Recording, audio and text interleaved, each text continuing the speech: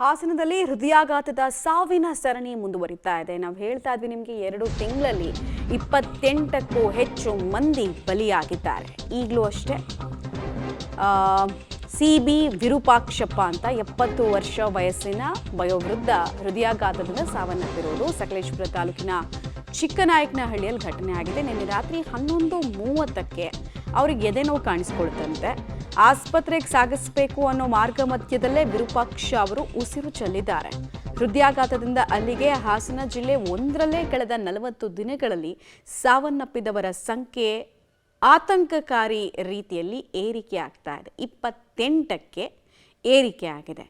ಪ್ರತಿದಿನ 3-4 ಜನ ಅಸುನೀಗ್ತಾ ಇರೋದು ಕಾರ್ಡಿಯಾಕ್ ಅರೆಸ್ಟ್ಗೆ ಸಂಬಂಧಪಟ್ಟಂತೆ ಆಗ್ತಾನೆ ಇರೋದನ್ನು ನಾವು ಗಮನಿಸ್ತಾ ಇದ್ದೀವಿ. ಬಟ್ ಭಾಳ ಸಸ್ಪೀಷಿಯಸ್ ಆಗಿ ಇದು ಮುಂದುವರಿತಾ ಇದೆ. ಅಂದರೆ ಅನುಮಾನಗಳು ಮುಂದುವರಿತಾ ಇದೆ. ಯಾವ ಕಾರಣಕ್ಕೆ ಅಂತ ಪತ್ತೆ ಹಚ್ಚುವಲ್ಲಿ ಸಾಧ್ಯನೇ ಆಗ್ತಾ ಇಲ್ಲ. ತಗೊಳ್ತಾ ಇರೋ ಫುಡ್ಡಾ ಅಥವಾ ಬೇರೆ ಏನಾದರೂ ಹೊಸ ವಿಚಾರಗಳು ಆ್ಯಡ್ ಆನ್ ಆಗಿದೆಯಾ ಗೊತ್ತಿಲ್ಲ ಇನ್ನು.